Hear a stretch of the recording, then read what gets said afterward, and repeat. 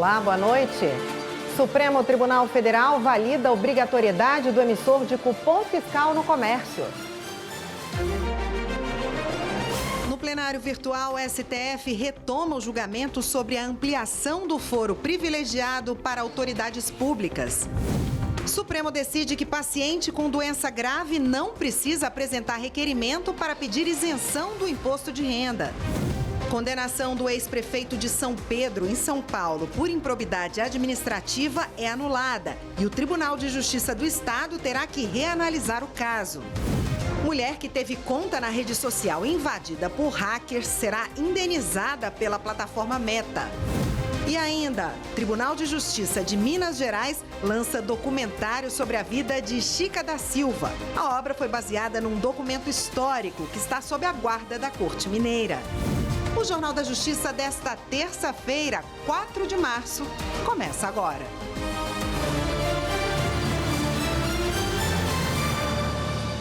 O plenário do Supremo validou a necessidade do emissor de cupom fiscal para o setor de comércio e prestação de serviços. O dispositivo emite documentos fiscais e faz o controle dos valores correspondentes a operações comerciais. A Evne Araújo explica essa decisão. Na ação, a Confederação Nacional do Comércio questionou a lei que tornou o emissor de cupom fiscal obrigatório. A Confederação alegou que a medida custa caro e é de difícil implementação. Isso porque a maioria dos estabelecimentos pertence a médios e pequenos comerciantes ou prestadores de serviços. Segundo a Confederação, o custo da mudança acaba sendo repassado para os consumidores. A entidade justificou ainda que o Estado pode usar outros meios de controle e fiscalização das operações. Outro argumento foi que a legislação invadiu a competência tributária dos estados, do Distrito Federal e dos municípios. No julgamento no plenário virtual, prevaleceu o voto do ministro Nunes Marques, relator do caso, a favor da obrigatoriedade do emissor de cupom fiscal. Para o ministro, o dispositivo substitui meios ultrapassados de emissão de notas fiscais e ajuda a reduzir a sonegação e a omissão de vendas. Por fim, Nunes Marques indicou que o emissor foi adotado em todo o país, por isso, na visão dele, não houve onerosidade excessiva. E o Supremo retomou o julgamento sobre a ampliação do foro privilegiado para autoridades públicas. Repórter Pablo Lemos. 8 ministros do Supremo Tribunal Federal são favoráveis a um novo entendimento para que crimes cometidos no exercício da função pública continuem sendo julgados pelo STF, mesmo depois da autoridade deixar o cargo. Ainda faltam os votos da ministra Carmen Lúcia e do ministro Luiz Fux. Apenas os ministros Edson Fachin e André Mendonça são contra a medida. Para eles, deve prevalecer a regra atual, que estabelece que, ao fim do mandato, o caso deve ser julgado em instâncias inferiores. O julgamento no Supremo estava suspenso desde setembro do ano passado, quando o ministro Nunes Marques pediu mais tempo para analisar o processo. Agora, o caso foi retomado com o voto dele favorável à ampliação do foro privilegiado. A nova proposta sobre o assunto foi apresentada pelo ministro Gilmar Mendes. Para ele, a prerrogativa de foro para julgamento de crimes praticados no cargo e em razão das funções subsiste mesmo após o afastamento do cargo, ainda que o inquérito ou a ação penal sejam iniciados depois de cessado seu exercício. Ainda segundo o ministro, acusados passaram a explorar esse efeito indesejado da regra da atualidade que leva os casos para instâncias inferiores, interferindo no funcionamento do tribunal, e que a renúncia ao mandato no curso da instrução criminal atingia essa finalidade, porque retardava o julgamento da causa e, no limite, provocava a prescrição da pretensão punitiva. A proposta surgiu no julgamento de 2 casos em que o ministro Gilmar Mendes é o relator. Um deles envolve uma ex-senadora acusada de crimes como corrupção passiva e fraude em licitação. O outro é sobre um senador suspeito de exigir parte do salário de funcionários do gabinete quando ele era deputado federal em 2013. O julgamento no Supremo deve ser finalizado até o dia 11 de março em plenário virtual. Se não houver um novo pedido de destaque, que levaria a análise para uma sessão presencial, a decisão vai valer para todos os casos semelhantes em andamento no STF. E o Supremo anulou a condenação do ex-prefeito de São Pedro, em São Paulo, por improbidade administrativa e determinou que o Tribunal de Justiça do Estado reanalise o caso. O Anderson Arcoverde traz as informações. A decisão foi do ministro Nunes Marques, que considerou que a pena de suspensão dos direitos políticos imposta pelo Tribunal de Justiça de São Paulo contrariou decisão do Supremo Tribunal Federal. O ex-prefeito Eduardo Modesto foi acusado de negligência por promulgar uma lei municipal que autorizou a extinção de dívidas referentes a tributos que empresas tinham com o município. Ele foi condenado por improbidade administrativa na primeira instância. O Tribunal de Justiça de São Paulo modificou parte da sentença e retirou algumas punições, mas manteve a suspensão dos direitos políticos por 3 anos. No Supremo Tribunal Federal, o ex-prefeito argumentou que a decisão do Tribunal Paulista contraria a medida cautelar concedida pelo ministro Gilmar Mendes, que barrou os efeitos do trecho da lei de improbidade que impunha a suspensão dos direitos políticos. Ao analisar o recurso, o ministro Nunes Marques concordou com o argumento.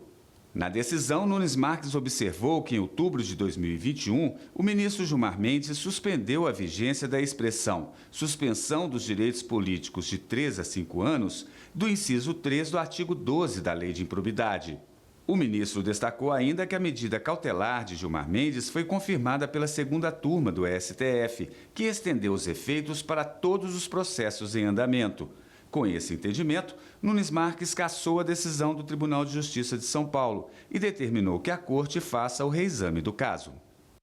E veja a seguir, empresa de engenharia é condenada por assédio moral e sexual contra uma jovem aprendiz. E uma mulher que teve a conta na rede social invadida por hackers terá que ser indenizada pela plataforma Meta. Voltamos já.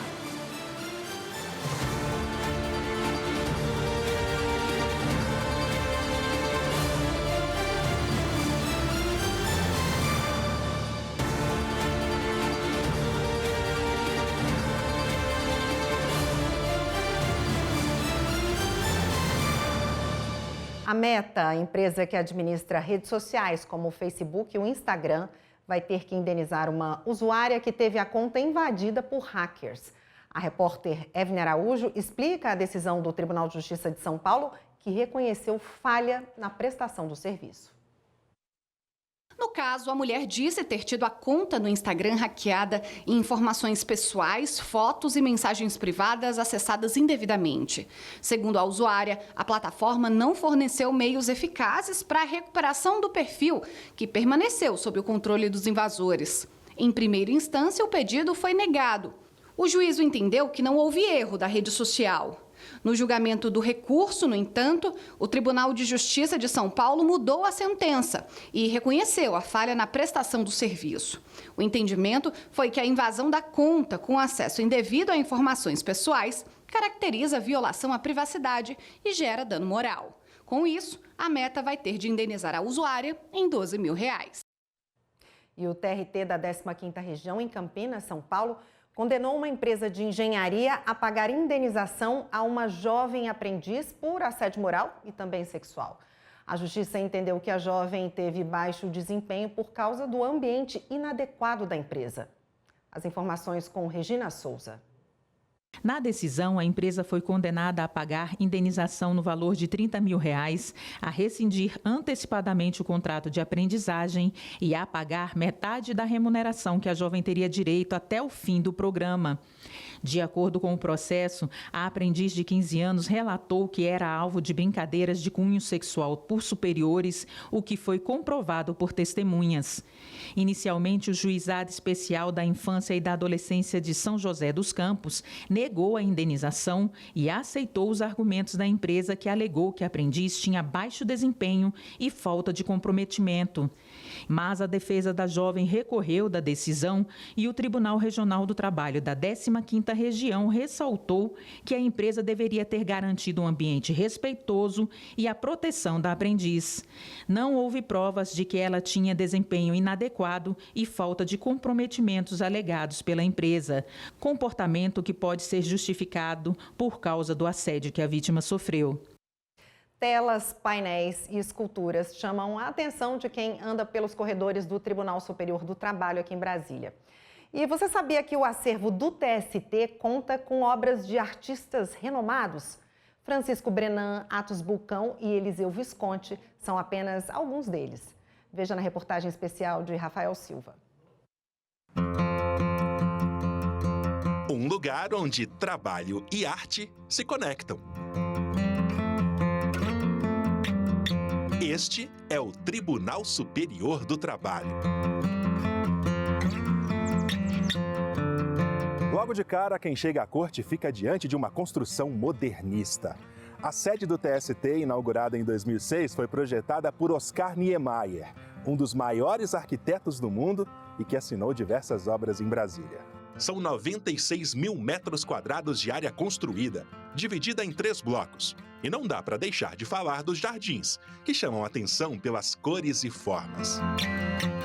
Logo na entrada do bloco B, suspensa sobre o espelho d'água, a escultura Sobre Nácar, da artista plástica Anabela Geiger, dá boas-vindas a quem passa por ali.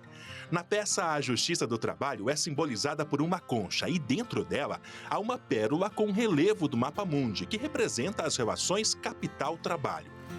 Parte dos moldes confeccionados em chapa de alumínio foram utilizados para a criação de outra escultura da artista, que pode ser vista no primeiro andar do bloco A.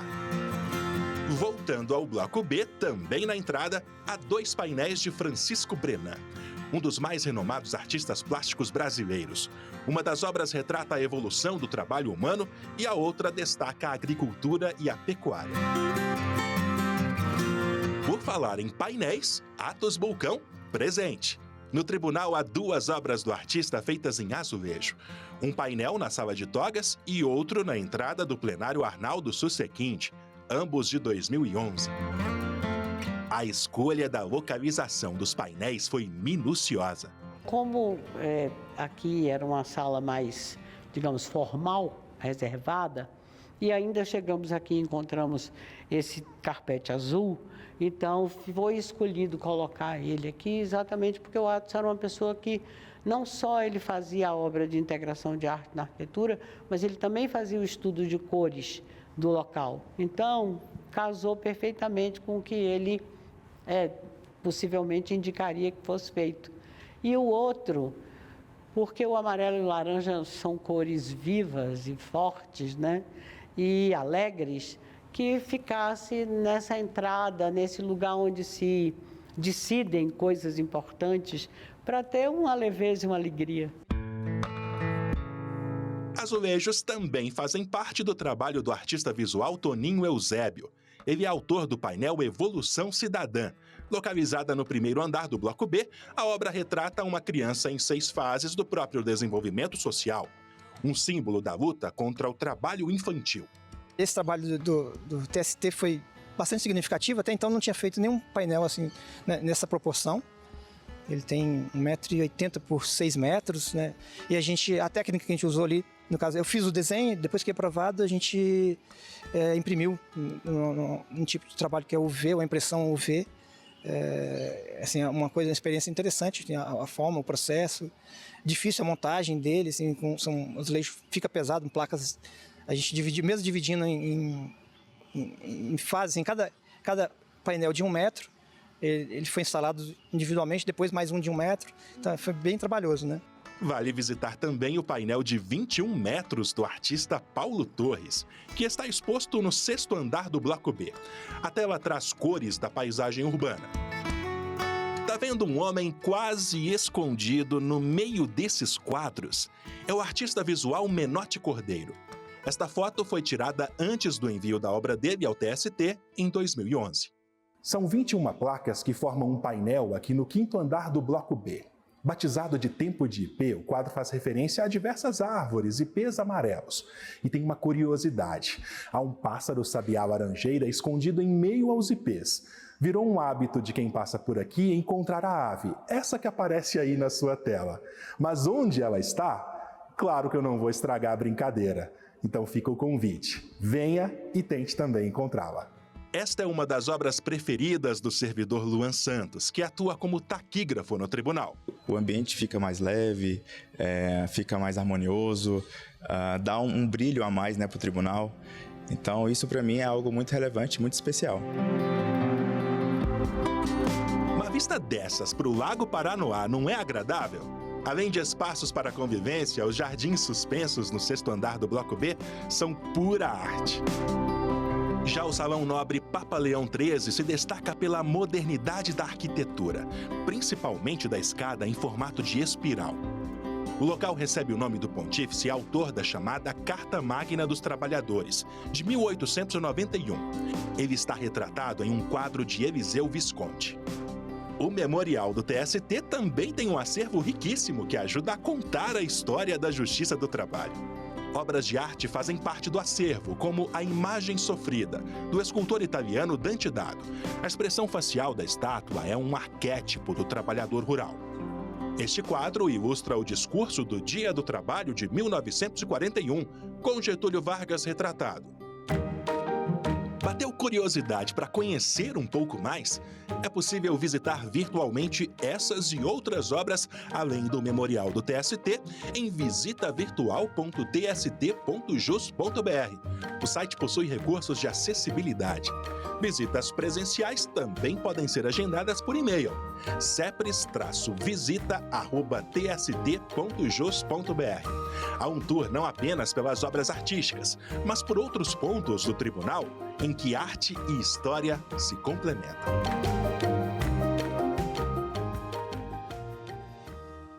E vale a visita. Bem, veja a seguir, o Ministério Público do Paraná processa um ex-promotor que advogou escondido por 10 anos.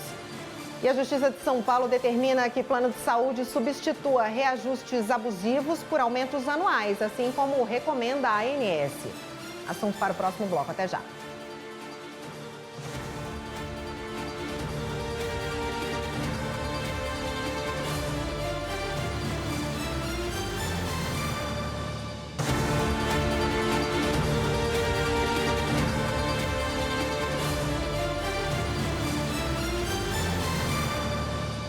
O Ministério Público do Paraná processou um ex-promotor que advogou escondido por 10 anos. Repórter Pablo Lemos.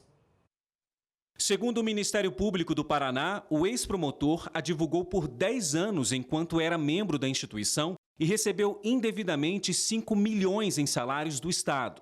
Ele atuou no município de São Miguel do Iguaçu, ao mesmo tempo em que trabalhava como advogado em processos criminais e de improbidade administrativa.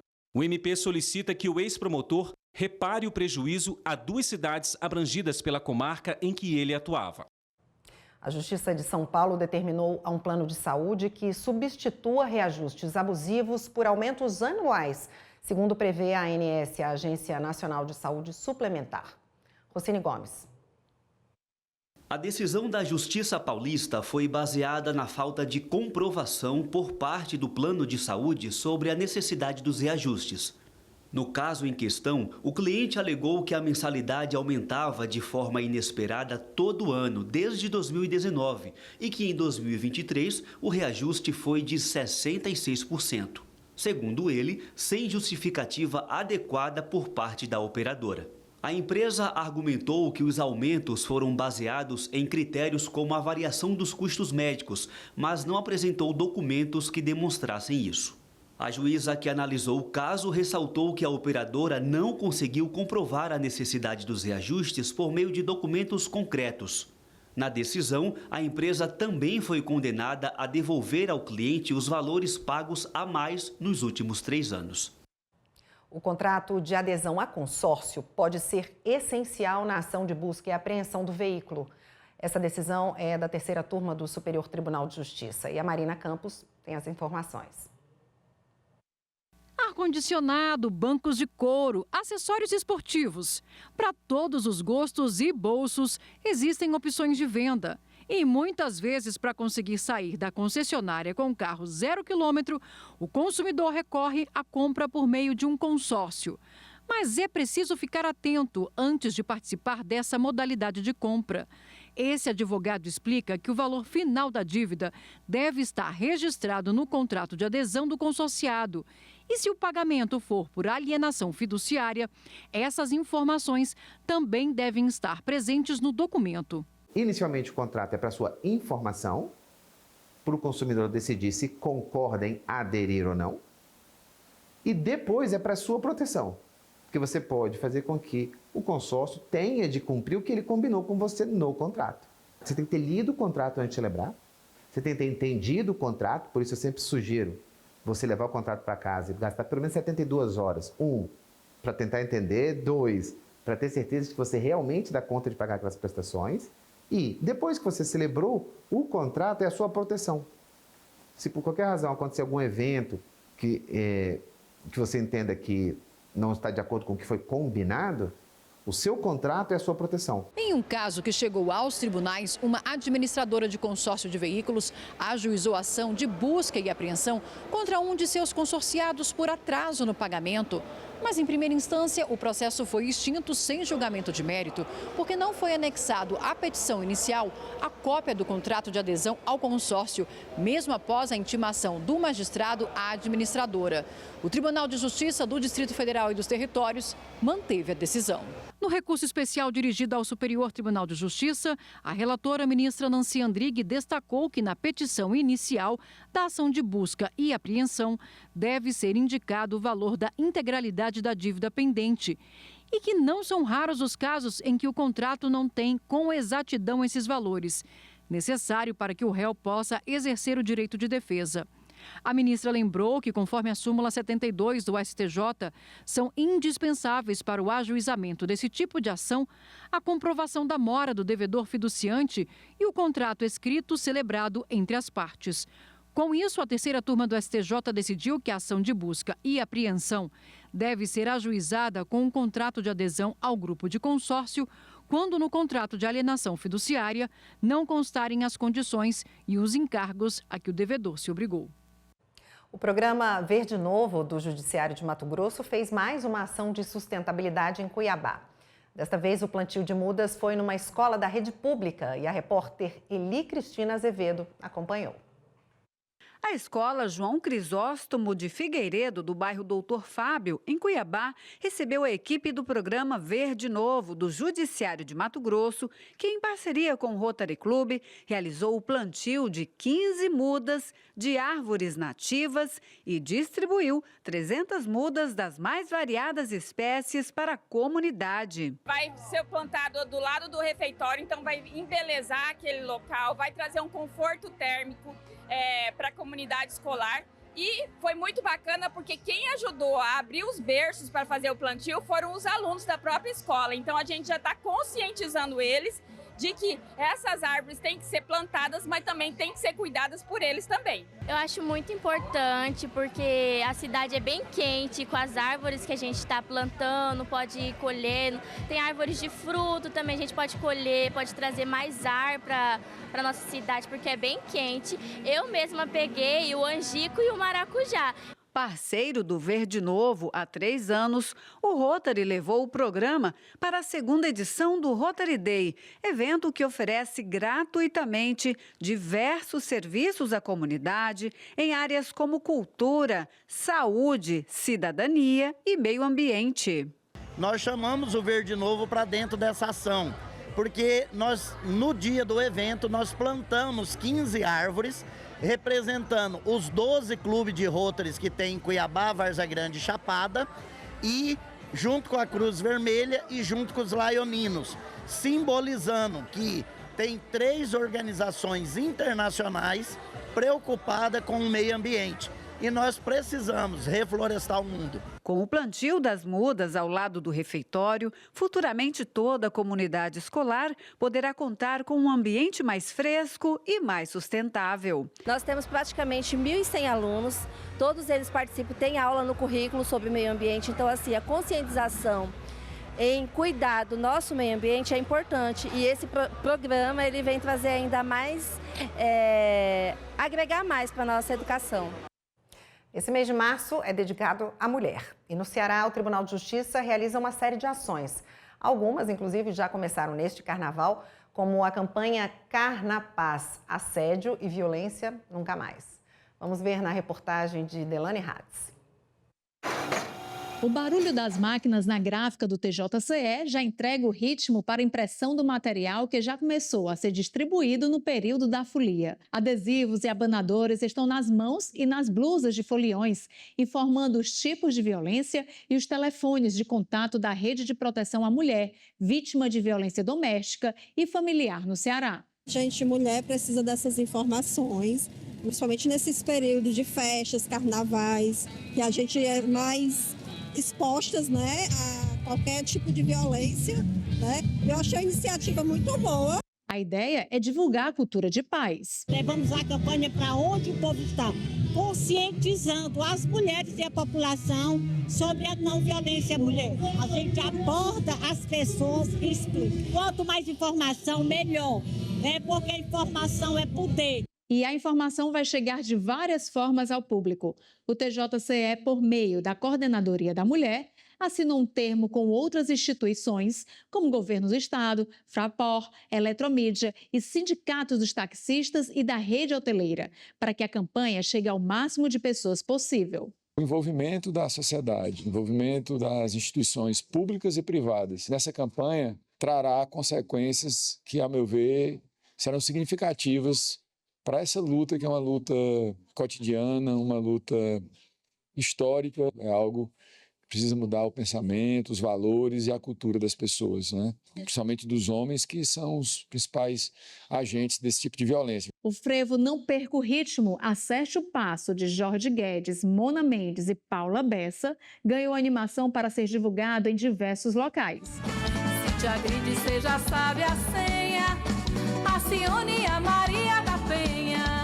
A campanha ganhou ainda spot de rádio e vídeos para mídia indoor que ficam em elevadores e terminais de ônibus, por exemplo. O Carnapaz é apenas uma das diversas ações que vão ocorrer em março contra a violência à mulher. Nós somos a terra da Maria da Penha. Então, a lei e os aspectos da lei para evitar, prevenir e punir a questão da violência contra a mulher, aqui ela precisa ser intensificada. Nós estamos trabalhando o mês inteiro como o mês da mulher. Há uma série de ações que estão sendo feitas para o carnaval e, posteriormente, também estamos com uma programação bem intensa para o mês da mulher. Veja a seguir, Supremo decide que o paciente com doença grave não precisa apresentar requerimento para pedir isenção do imposto de renda. E uma reportagem especial celebra os 20 anos da maior reforma do Judiciário desde a Constituição de 1988. Voltamos em instantes.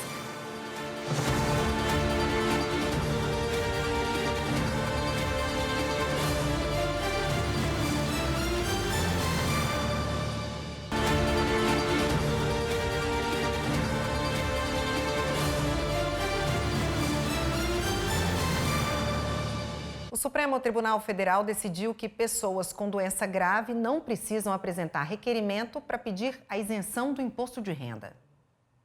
A decisão foi tomada por unanimidade no plenário virtual.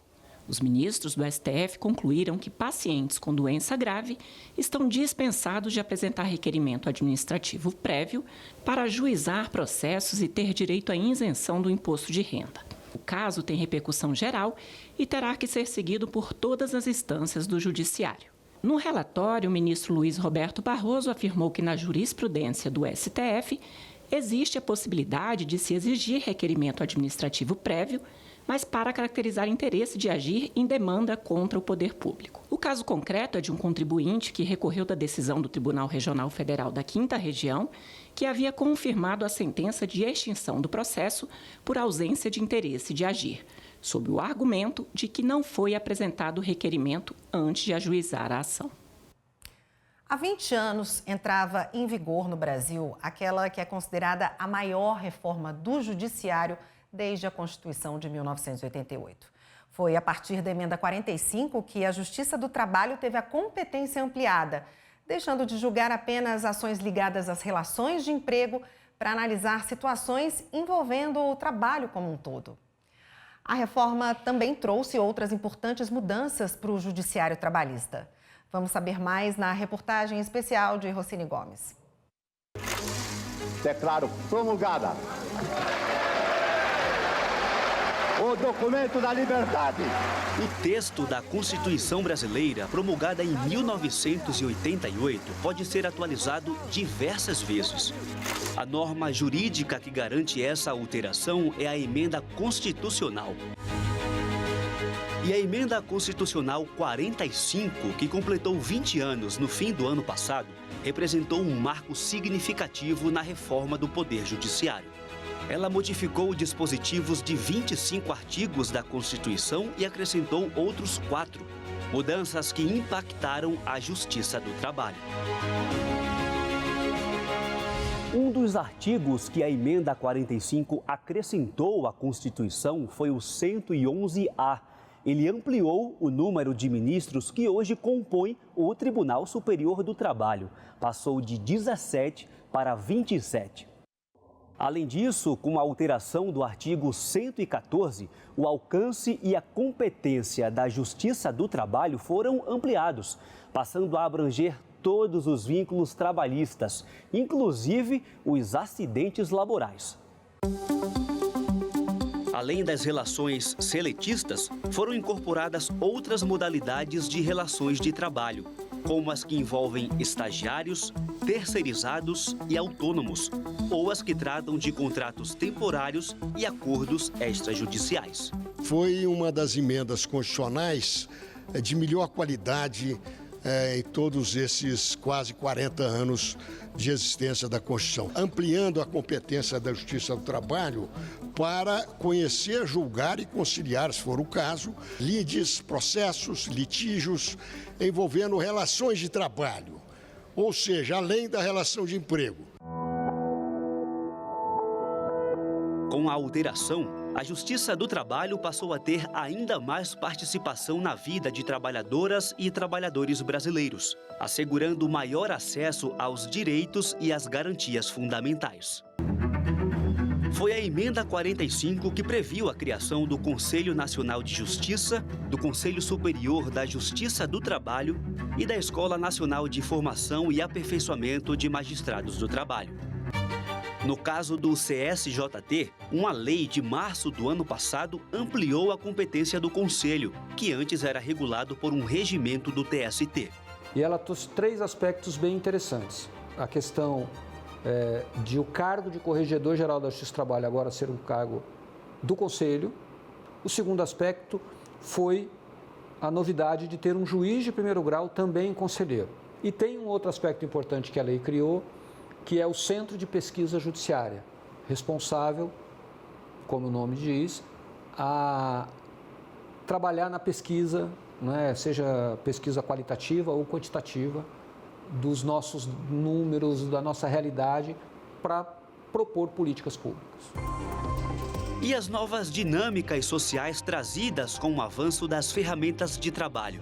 As novas relações laborais fazem surgir questões inéditas.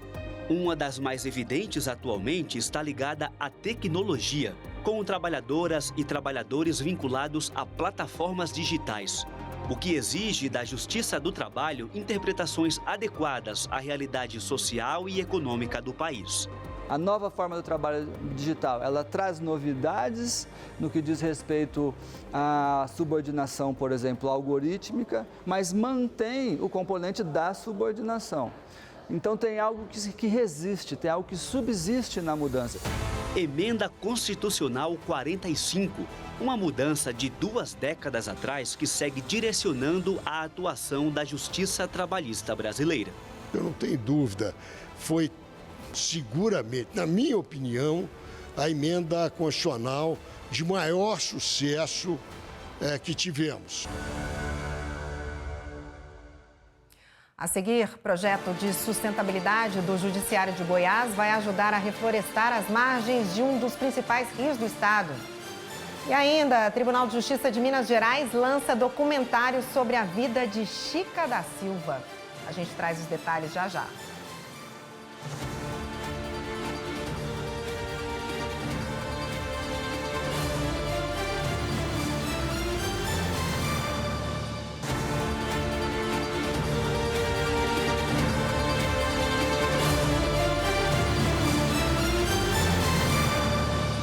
O Tribunal de Justiça de Minas Gerais lançou o documentário Chica da Silva, A Descoberta do Testamento. Com quase 52 minutos, a produção revela detalhes pouco conhecidos da vida de Chica da Silva a partir do documento histórico que está sob a guarda do Tribunal Mineiro. Veja na reportagem de Cid Marcos. Com sorrisos e bate-papo, O clima era o de uma grande estreia. Uma grande expectativa em conhecer um pouco sobre o inventário dela, mais sobre a história dela. E não poderia ser diferente.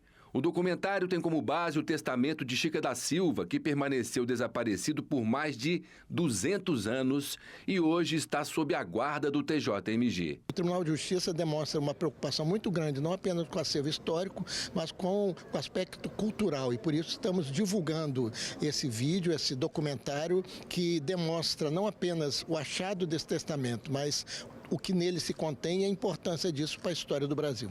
Chica da Silva, a descoberta do testamento, é uma produção original da Diretoria de Comunicação do TJMG.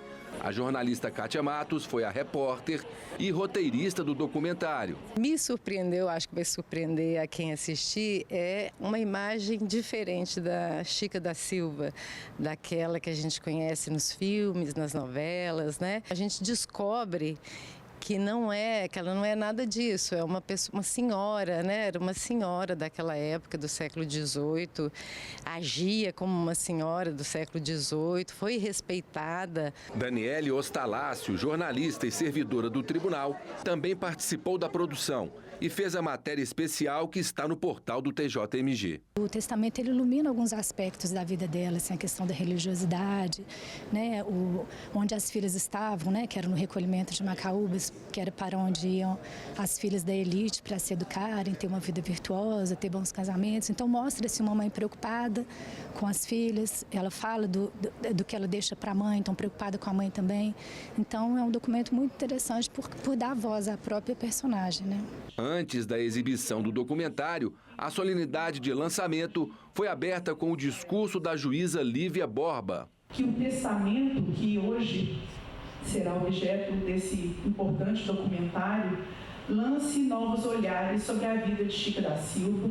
A juíza era diretora do Foro da Comarca do Cerro quando pegou o testamento e encaminhou o documento histórico em segurança para o tribunal. Esse documento estava num cartório da Comarca do Cerro e quando eu assumi a comarca, o tabelião me entregou o documento e eu entendi que o lugar ideal para dar a maior divulgação seria na memória do judiciário. O presidente do TJMG, desembargador Correia Júnior, ressaltou a importância deste resgate histórico e cultural de recuperação do testamento. Nossa expectativa é que, por meio do testamento, novas historiografias sobre Chica da Silva possam ser construídas. E ali mesmo, no telão do auditório do Tribunal Pleno, o documentário foi exibido sob olhares atentos. Quanto mais perguntas nós fizermos nesse sentido, a gente vai cair numa esteira que reconduz uma escrita da nossa história e uma recolocação, inclusive, da Chica da Silva nessa sociedade. O filme, com quase 52 minutos, aborda a descoberta do testamento. Isso ajuda a desmistificar narrativas que não condizem com a realidade. Francisca da Silva de Oliveira, das origens como escravizada no século XVIII até a ascensão social, ao se unir com João Fernandes de Oliveira, um dos homens mais ricos e influentes do Império Português naquela época. Eles se conhecem ali muito rapidamente, vão estabelecer uma relação, ele vai comprar a Chica do Manuel Pires Sardinha, e em dezembro ele vai alforriá-la. O filme traz à tona muitas informações sobre a personagem que são desconhecidas pelo grande público. A gente tem que celebrar o retorno de um documento público a uma instituição pública que abre para consulta esse livro de testamentos. Não tem só o testamento da Chica da Silva, tem vários outros testamentos durante um período alargado do Tijuco, né, do Arraial do Tijuco. E no caso da Chica da Silva, tem novidades, como que ela dispôs os seus bens. Nós temos um departamento de restauro de documentos e ele vai ser reconstituído e vai então ficar à disposição da sociedade, dos curiosos e dos estudiosos, né? Mais do que os próprios curiosos. E isso é uma forma de resgatar a maneira, né, daquela época e ainda mais pela figura da Chica da Silva, que é um ícone da nossa história, né? Quem assistiu se encantou. Excelente, né? Uma oportunidade de conhecer a história de outra forma. Vem nos mostrar essa Chica histórica, essa pessoa, né? Que era um produto do seu tempo. Nem vilã e nem heroína, né? Uma mulher do seu tempo, importantíssima.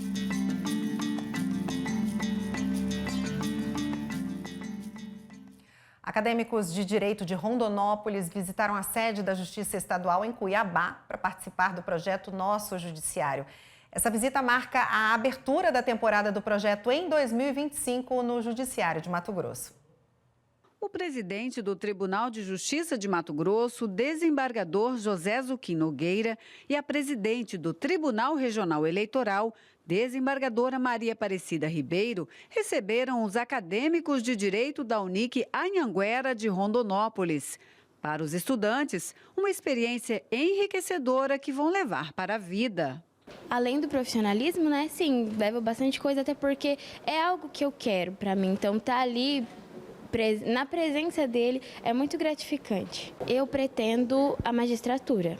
E antes disso, porque eu preciso de prática jurídica, eu quero praticar na área penal, porque é onde eu também quero atuar como juíza. Enriquece muito o nosso conhecimento, a gente teve a oportunidade de conhecer o presidente, né, pessoas de grandes nomes que aconselharam a gente, né, que é perceptível que o direito ele tem vários ramos, né, e aí eles indicaram conselhos, né, não somente no ramo do direito, mas na vida, assim, as dificuldades que eles passaram, certo, que dá um incentivo para a gente, né, principalmente para mim que estou no início do curso. Os acadêmicos viajaram cerca de 220 quilômetros até chegar na sede da Justiça Estadual em Cuiabá para participar do projeto Nosso Judiciário.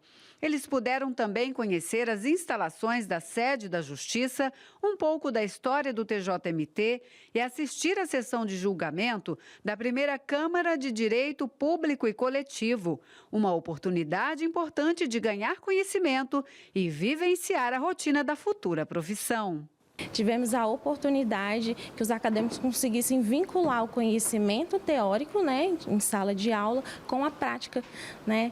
E foi uma honra sermos recepcionados pelo presidente, recebermos o glossário da mão do presidente, bem como, né, ser recepcionado pela desembargadora Maria Aparecida.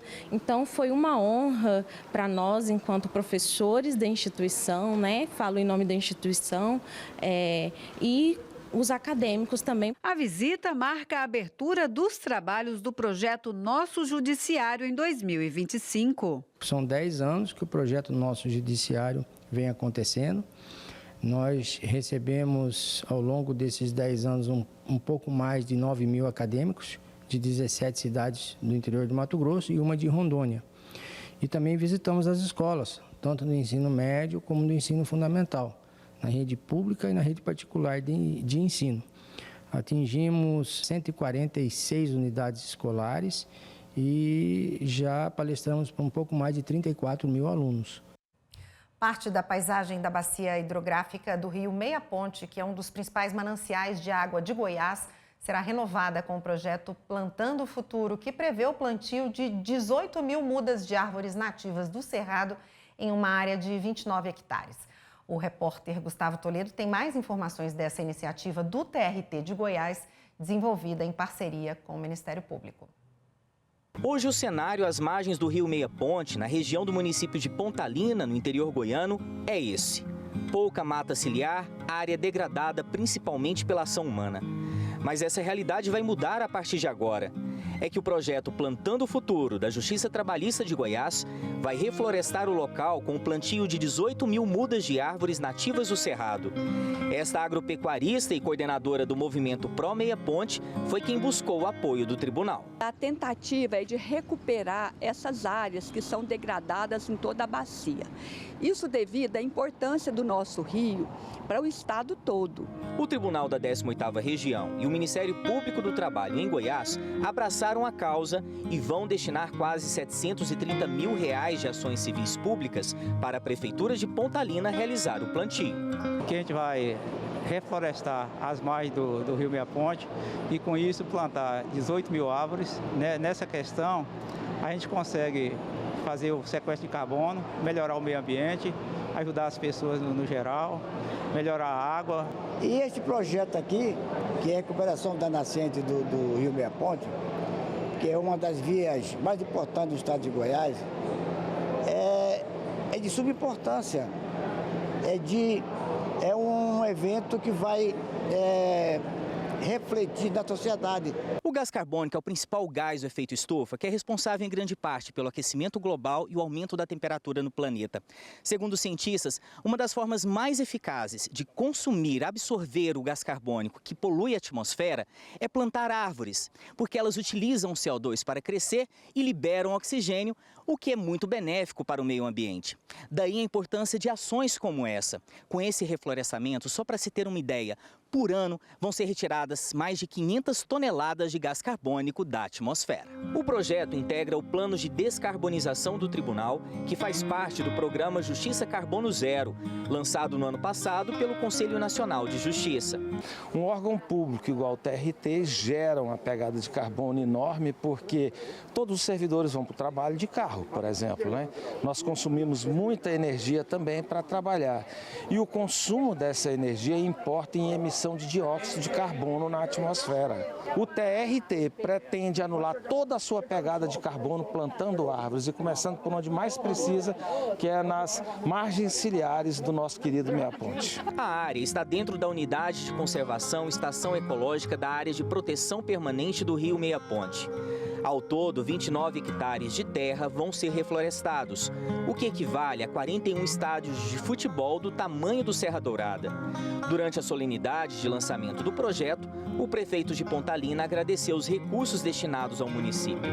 Cada árvore que planta, cada manancial seja recuperado é fundamental para o futuro da nossa geração. Por isso eu acho importante esse trabalho. As metas ambientais são ousadas, mas se cada um fizer sua parte, o futuro vai ser bem melhor.